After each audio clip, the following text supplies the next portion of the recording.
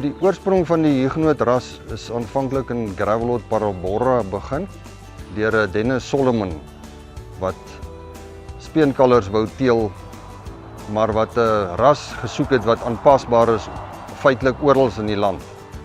En dit het hy toe kon regkry met 'n 40-60 Afrikaner Charolais kombinasie.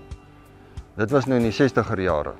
Ons trek daarom nou al by 2024 waar ons intussen die ras geregistreer het wat 'n ontwikkelde ras was en nou al reeds die SP status bereik het 2 of 3 jaar gelede. Die Huguenot-ras is redelik aanpasbaar in alle omgewings van die land. Daar loop al redelik wyd in verskillende omgewings. En die uniekheid daarvan is in die voerkraal eintlik, waar die groei baie goed is en dan ook die uitslagpersentasies is besonder hoog. Dis nou op A, B en C grade. En die toename per dag volgens die voeromset, volgens fase C en D toetsings is baie goed. Die Huguenote op kruisdelingsprogramme werk uitstekend. Alle kalvers het 'n definitiewe verbetering op jou speengewigte en die groei is net so goed omdat daai basterkrag dan nou goed deurkom daar.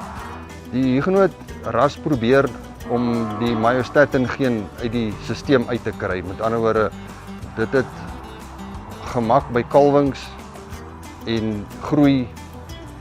Andersins is dit 'n probleem. Daai goede veroorsaak of die myostatin veroorsaak dat die groei nie so goed is nie en ook die kalwingsprobleme het. 5 Oktober word die Bosveld Huguenot groep se eerste veiling aangebied hier by Warmbad Veemark en deur Vlei Sentraal wat dit moontlik gemaak het vir ons om die veiling die dag aan te bied, waarvoor ons baie dankbaar is.